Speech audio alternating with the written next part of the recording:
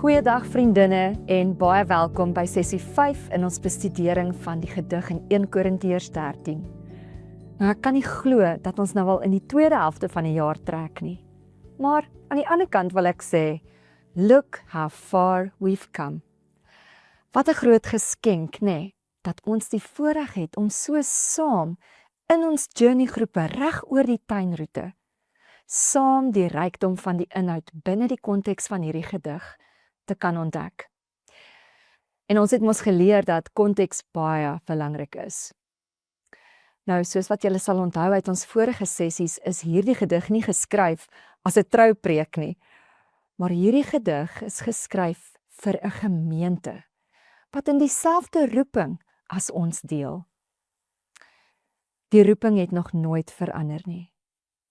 In 1 Korintiërs 1 vers 2 sê Paulus dat die gemeente, die Ekklesia, die gemeente van God, geroepe heiliges in Christus is.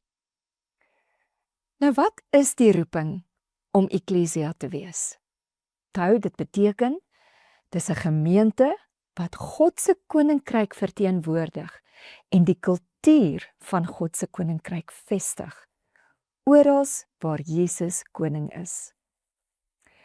En ons het mos gesien dat die gedig 1 Korintiërs 13 kom na 1 Korintiërs 12, net die vorige hoofstuk, waar Paulus skryf oor die werkinge van die Gees en veral oor die liggaam van Christus in 'n wêreld wat vol standbeelde was, sodat mense kan onthou. Soos byvoorbeeld in Korinte. Hier is al die gode wat in hierdie stad woon en aanbid word. En ja, hier is die keiser, die heerser van die hele Romeinse ryk. Orals was daar beelde van die gode en die keiser, sodat die mense kan onthou, dis waarvan ons deel is. Hulle sou onthou, die keiser is die Here, die Romeinse ryk regeer en dis hoekom ons dinge doen soos ons dit hier doen. En nou dat ons weer die konteks onthou, kan ons dit deurtrek na ons hedendaagse lewe. In die wêreld het God sy eie beeld geskep, deur die Heilige Gees, die liggaam van Christus. En vir die gemeente in Korintiërs was dinge nie op 'n goeie plek nie. Paulus kry die nuus en hy hoor die gemeente is verdeeld. Hulle weerspieël eerder die kultuur van die Romeinse ryk.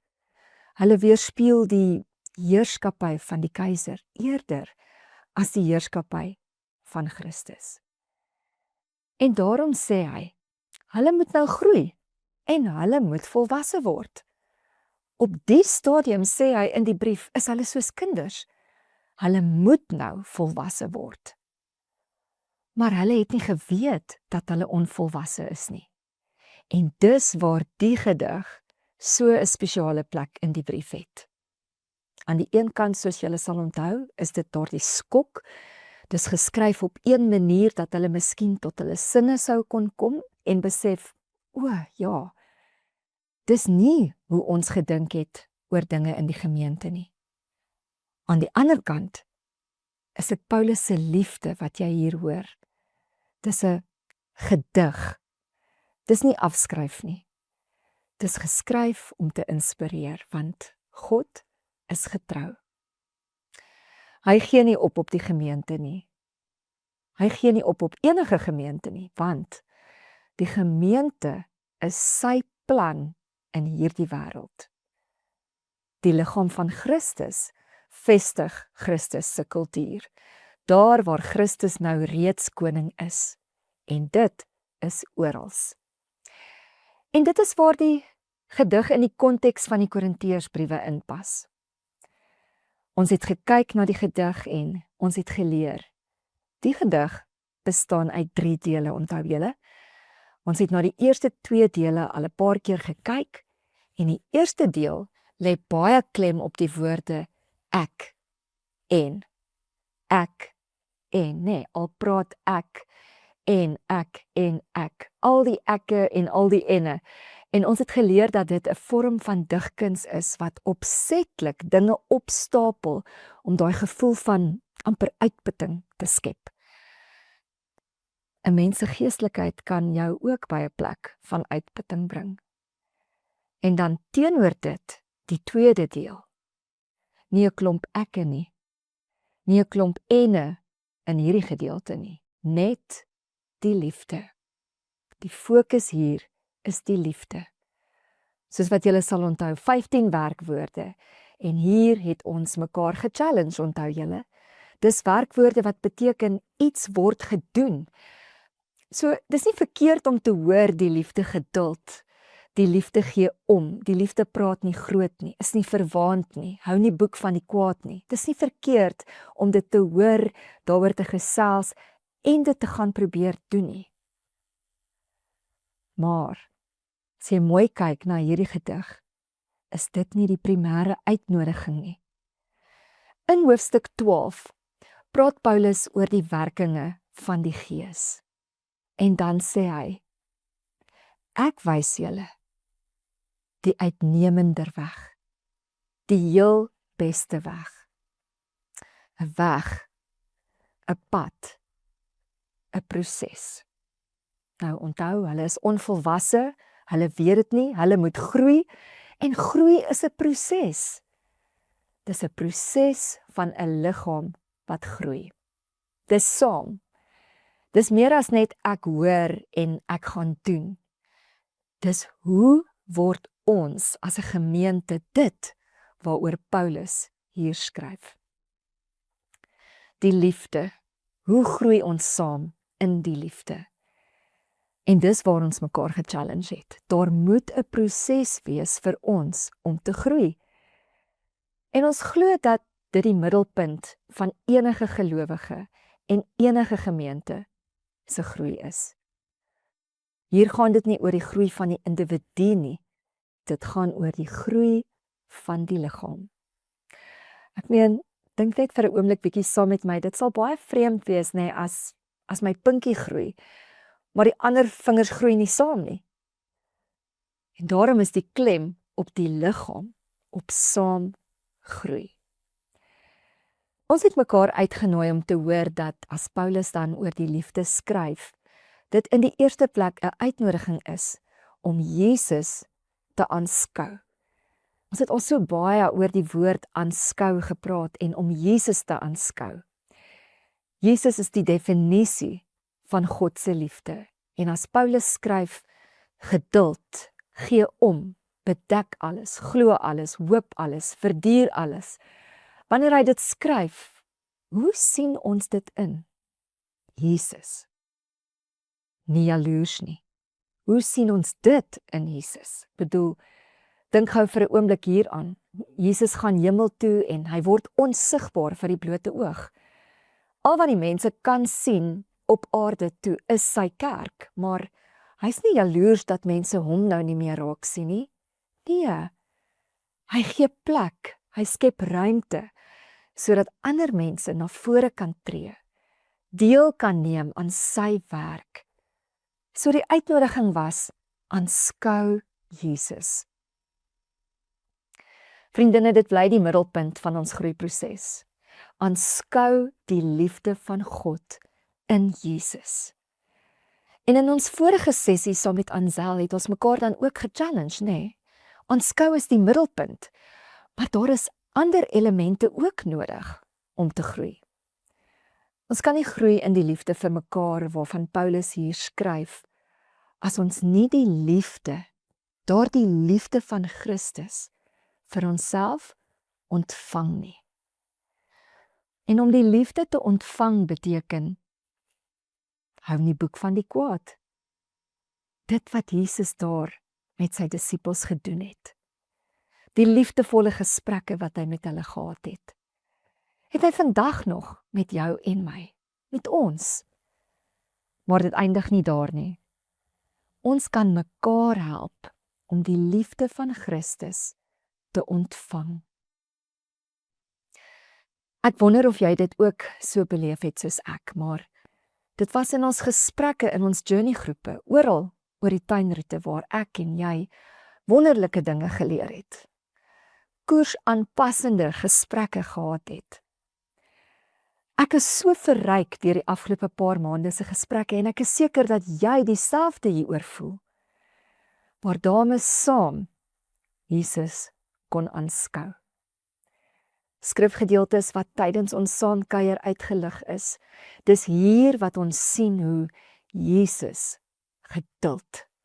Sjoe, ek is opgebou daardeur.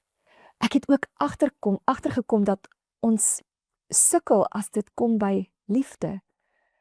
Om liefde aan te hou, ontvang. En miskien moet ons nog so 'n bietjie meer met dit journey. Hoe hou ons aan om die liefde van Christus te ontvang? Want ons kan nie vir mekaar iets gee as ons dit nie ontvang het nie. Om dit te ontvang sodat dit dan nou die kultuur in die gemeente kan word. Sodat die liggaam van Christus groei. En dit is waar ons hier in die middel van die jaar trek. En dit was nou sommer ook 'n lekker recap van die afgelope sessies se gesprekke. En ek wonder of ons die video hier kan pause en miskien kan ons net so vinnig met mekaar bietjie deel. Wat het jy in die afgelope 6 maande geleer? Miskien wil jy weer so bietjie jou collage uittrek wat ons by ons date night gedoen het en miskien is daar goed wat jy nou weer vars gehoor het wat jy dink, ja, dit praat so mooi met my collage, dis wat ek geleer het. Dan wil jy dalk ook met mekaar praat oor waaroor wil jy meer leer? En laastens wil jy dalk vir mekaar sê, wat het jy al begin implementeer?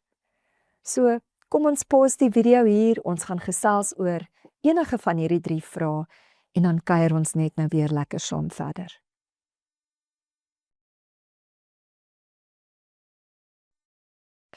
Vriendinne, ek glo julle het sommer heerlike gesprekke gehad en julle het mekaar eintlik gehelp om Jesus te aanskou en sy liefde te ontvang. Ons gaan nou vir die volgende paar minute 'n bietjie kyk na die laaste deel van die gedig. En net voordat ons indelf, wil ek 'n oomblik neem om te onderstreep hoe belangrik dit is dat ek en jy anders gaan moet leer dink wanneer dit kom by groei. En ek wil probeer om ietsie vir jou te illustreer. Nou het jy al in 'n ongeluk beland, of 'n spier getrek of een of ander prosedure moes ondergaan wat 'n rehabilitasieproses tot gevolg gehad het. Nou ek is seker as jy hiermee kan identifiseer, dan weet jy dat elke deel van daardie lang en tydsame proses is amper onvergeetlik. Jy kan al die detail daarvan onthou. En in dieselfde manier wil Paulus eintlik uit hierdie gedig vir ons kom uitlig. Die liefde geduld. Dit vat tyd, die liefde verduur. Dit is nogal hoe die lysie begin en eindig, nee, die 2 werkwoorde geduld, lankmoedig, long suffering, verduur. Dit is 'n lang proses om te rehabiliteer. Maar dit sou mos nou onmoontlik gewees het dat jou liggaam vir jou kuitspier sê, luister, gaan rehabiliteer jy nou na jou beseringkie en kry jouself so lank reg, want dis wat jy nodig het. Nie ek nie. Nee, dit is ondenkbaar. Hoe sê Paulus in 1 Korintiërs 12? Hy sê, as een lid ly, dan ly al die lede. En hy sê, as een lid bly is al die lede bly. 'n Liggaam groei juis in verbintenis met mekaar. En as daar 'n liggaamsdeel is wat ekstra sorg nodig het, dan is dit die hele liggaam wat saam moet trek, wat saam gym toe moet gaan, wat saam moet opoffer, sodat daardie deel van die liggaam herstel kan word. Nou, dis nie verkeerd om te dink dat ek as 'n individu kan of moet groei in my verbintenis met die Here, in my roeping nie. Dis nie verkeerd nie, en terloops daar's baie skrifgedeeltes wat daaroor praat, en wat ons ook lei om hieroor te dink. Maar my liefste vriendinne, die konteks van 1 Korintiërs 13, dit gaan oor die liggaam. Dis die liggaam wat groei in die liefde van Christus. En daarom wil ek jou vra, hoe lyk jou deelname in die groeiproses van ander? Het jy al geleer om bietjie so oor jouself te dink, dat jou teenwoordigheid, jou gebede, jou aandagtig luister en probeer verstaan, jou woorde, jou gawes, dis alles maniere wat die Gees nou gebruik om die liggaam te bou. Ek het gevind dat as ek die klim sit op my groei, dan verloor ek 'n stuk vrymoedigheid. Maar as ek die klem daarop sit dat die Gees my nou deel gemaak het van die liggaam van Christus, dan gaan dit nou nie meer net oor my groei nie. Dit gaan oor hy wat my gebruik om ander te laat groei en ander weer te laat groei. Ander kan my ook help in die proses om te groei.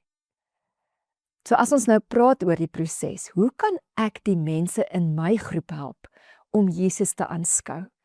En ewe skielik verander my Bybel lees en bid, sodat dit nou nie net meer gaan oor my groei met die Here nie, maar ook is daar miskien iets wat ek met ander kan deel, om hulle aan te moedig en saam Jesus te aanskou. Dit waaroor ons die laaste keer gesels het en waaroor ons ook nou weer 'n vraag gevra het. Hoe kan ek help dat ander aanhou om die liefde van Christus te ontvang? En baie keer vriendinne, baie keer is die manier wat ons aanhou om die liefde van Christus te ontvang, deurdat ons ons lewens oopmaak vir mekaar. Wil jy daaraan herinner dat Jesus het ons, jou, my, elke dag nog net so lief, soos daardie dag toe hy sy lewe vir ons aan die kruis gegee het. Daardie liefde van Christus werk nou deur die Heilige Gees. Miskien kan ek dit so bietjie anders te stel. Het jy al jou plek in die liggaam begin vol staan? Dink bietjie aan daai woord, vol staan. Jou plek ingeneem. Jou plek in die gemeente ingeneem. Mag ek vra, stel jy jouself tot die Gees se beskikking? Dis vir my so mooi, daardie 4 werkwoorde wat Paulus so vinnig noem. Hy sê, dit bedek alles, glo alles, hoop alles, verduur alles. Is dit hoe ons oor mekaar dink? Ek wil 'n ruimte skep waar mense kan groei en ek gaan veiligheid bedek. Mense moet kan deel in die omgewings of groepe waar ek my bevind. Ek maak 'n dakkie hieroor en jy is veilig. Ek gaan glo, ek gaan hoop. Ek weet die Here is met ons almal op pad, met my en met ons. En daarom gaan ek nooit moed opgee nie. Ek gaan nooit moed opgee op ander mense nie. Bedek alles, glo alles, hoop alles. Die beste lê nog voor. Verduur alles. Nie altyd maklik nie. Daar gaan tye kom wat ek gaan voel, ag, is dit alles die moeite werd? Maar die Gees wat in my werk, ons liefde vir mekaar, skep 'n omgewing. En waaroor ek jou wil uitnooi vandag om oor te dink is, het jy al intentioneel daardie besluit geneem om saam met die Gees te werk? Om te help om 'n omgewing te skep waar ons saam as 'n liggaam kan groei. En ek wil jou uitnooi voor ons in die laaste deel van vandag se sessie ingaan en begin kyk na die laaste deel van die gedig, dat ons die video weer vir 'n oomblik hier gaan pause en gesels oor die belangrikheid van elkeen van ons se deelname aan die groei van die liggaam. En ek wonder, as jy bereid is, as jy vrymoedigheid het voor mekaar, maak dit baie persoonlik. Hoe neem jy deel op die stadium aan die groei in die liggaam? Kom jy voorbereid na die byeenkoms toe? Kom jy na die byeenkoms toe om iets te kry of om iets te gee? En om iets te kry is nie verkeerd nie. maar ons wil hê die liggaam moet groei. Glo jy die Gees wil jou gebruik, vriendinne? Dis die uitnemende werk, die uitnemende weg, die heel beste werking van die Gees in hierdie proses waar ons leer om in Christus te groei, sodat ons hom kan uitbeeld. Die Eklesia, ons vestig sy kultuur, oral in hierdie wêreld waar hy koning is. En dit is oral. Kom ons pause.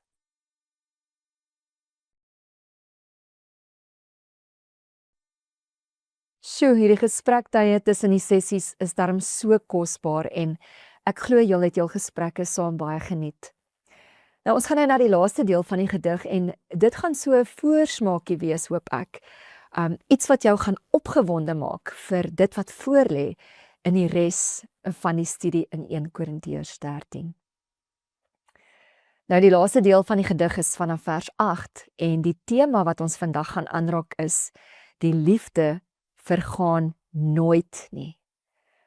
Maar die gawe van profesie sal verdwyn, die gawe om ongewone tale en klanke te gebruik sal ophou en die van kennis sal uitgedien raak. Wat ek jou uit wil nooi om te hoor, is dat daar 'n ewigheid is wat aan hierdie werk van die Heilige Gees gekoppel word, om die liggaam van Christus te groei in liefde. Daar is 'n ewigheid wat aan die werk is, en 'n ewigheid wat aan die Gees gekoppel word, wat nie gekoppel kan word aan ander dinge wat die Gees ook doen nie, soos byvoorbeeld die gawes. Die gawes sal verbygaan, maar die liefde, dit bly. Love remains. En hoekom sal Paulus dit in hierdie gedig inwerk? Wel, ek dink aan die een kant is dit so om ons daaroor te laat gesels en te laat dink oor die volgende. Wil jy elke dag besig wees met die dinge wat gaan verbygaan? Of wil jy die dinge wat verbygaan gebruik om besig te wees met ewigheidsdinge? Nou die liefde, die liggaam wat groei in liefde, ek dink dis een deel daarvan, maar ek dink ook dis meer as net dit. Kom ons dink 'n bietjie oor die ewigheid. Die ewigheid waarna toe ons op pad is. Die Bybel is baie duidelik hieroor. Maar vir baie van ons is dit nie hoe ons geleer het nie. So, ons gee vir mekaar baie genade. Liefde bedek alles, nee. Glo alles, hoop alles, verduur alles. So ons help mekaar. En ons gaan dit lees in 'n klomp skrifte. Romeine 8, 1 Korintiërs 15, Filippense 3, 1 Tessalonisense 4, Openbaring 21, 22. Die skrif is baie duidelik dat God sy hele skepping, hemel en aarde, gaan nuut maak. Een van ons gunsteling verse in ons bediening is Openbaring 21 vers 5. Hy wat op die troon sit. En hier is die doel van God se koninkryk. Behold, I am making all things new. Alles in die hemel en alles op die aarde word nuut gemaak. Nou hier is die prentjie wat ek kry as ek hoor Paulus sê die liefde vergaan nooit. Dit bly tot in ewigheid. Die ander dinge gaan weg. Alles wat ons in die skrif het is soos heenwysings. Niemand van ons weet presies hoe dit gaan wees as Jesus nou vanaand sou kom en God maak sy hele skepping finaal nuut nie. Maar al die skrifgedeeltes is ook soos heenwysings. Die aarde gaan gevul word met die kennis van die heerlikheid van die Here. God gaan alles in almal wees. Ons weet nie presies hoe dit gaan wees nie. Maar hier is een van die rigtingwysers. En ek dink, ons mis dit baie keer, as ons hierdie gedig in 1 Korintiërs 13 lees. Ons koppel nie die gedig aan die ewigheid nie. Paulus sê, die liefde gaan vir ewig wees. Wat beteken hierdie gedig is aan die ewigheid gekoppel. As Jesus vanaand kom, as God sy heerlikheid in alles vul, gaan dit een van die elemente wees. Ons weet nie presies hoe dit gaan wees nie. Ons weet nie hoe gaan dit proe nie. Ons weet nie hoe gaan die lewe wees nie. Maar ons weet dat die liefde van God gaan oral wees. Dit gaan bly. Dit gaan deel van die manier, die nuwe skepping wees. Vir altyd en ewig. So wat is die uitnemende werk van die Gees dan? Die Gees vat my en jou as individue en hy maak ons deel van die liggaam en ons groei nou al in hoe dinge in die ewigheid en in die nuwe skepping gaan wees. Die liefde, soos een persoon gesê het, love is not our duty, it's our destiny. En as ons nou as liggaam van Christus groei deur die werking van die Gees in die liefde wat nooit verbygaan nie, die liefde wat een van die kenmerke gaan wees van hierdie nuwe skepping. Vriendinne, dit gaan 'n belewenis wees van God se liefde, as God alles vul. Maar as die Gees ons nou al vul, ons is nou al deurdrenk met die Gees, sê hy. Ons is tot een liggaam gedoop en ons is deurdrenk met een Gees. Ons is sy kerk, sy eklesia. Ons is ook sy liggaam, die liggaam van Christus, wat eintlik 'n plek is waar die wêreld kan sien waarna toe God op pad is met ons.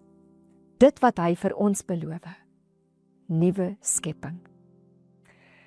Dis 'n voorsmaakie, die kerk word deur die Heilige Gees 'n voorsmaak van nuwe skepping.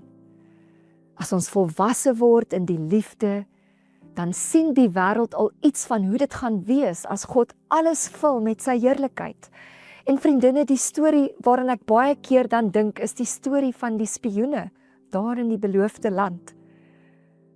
Hulle was die beloofde land in, daai 12 spioene, en hulle het teruggekom met vrugte, sodat die volk van Israel iets kon proe van die beloofde land. Geloof en moed kon kry. En ons word nou gevul deur die Gees. Ons dra die vrug van die Gees. Die liefde. Dis mos hoe Galasiërs 5 vers 22 begin. Die vrug van die Gees. Liefde. Ons laat die wêreld proe aan hoe dit gaan wees. Iets van hoe dit gaan wees as God se koninkryk ten volle gekom het, alles gevul het en alles nuut gemaak het. Wat 'n wonderlike roeping dat ek en jy ons lewens kan gee, regtig vir ewigheidswaarde kan gee. Dit is deel van wat dit beteken om te groei as liggaam van Christus in die liefde. En dit, vriendinne, is so 'n voorsmaakie van waarna ons op pad is met die res van hierdie gedig. En nou wil ek graag saam met jou bid. Ek wonder of julle sommer so in die vertrek wil hande neem. Ons Vader, dankie vir die wonderlike plan in Christus waarvan ons deel kan wees. Dankie vir die wonderlike gawe van die Heilige Gees wat ons deel maak van die liggaam van Christus en wat ons deurdrenk met sy werk. Wat van ons medewerkers maak, Here, dankie dat U vir ons spasie maak. Here, terwyl ons gesels, kom bevestig U roeping vir elke een van ons, die belangrikheid van ons deelname as ledemate in hierdie liggaam. Here, kom gee ons so 'n bietjie van 'n prentjie dat ons kan begin droom. Ons is hier om die wêreld iets te laat proe van hoe dit is as U alles vul met U teenwoordigheid. Seën ons gesprekke en Here Jesus, word U in dit alles verheerlik. Amen. Journey vriendinne, ons kuier weer in ons volgende sessies lekker saam.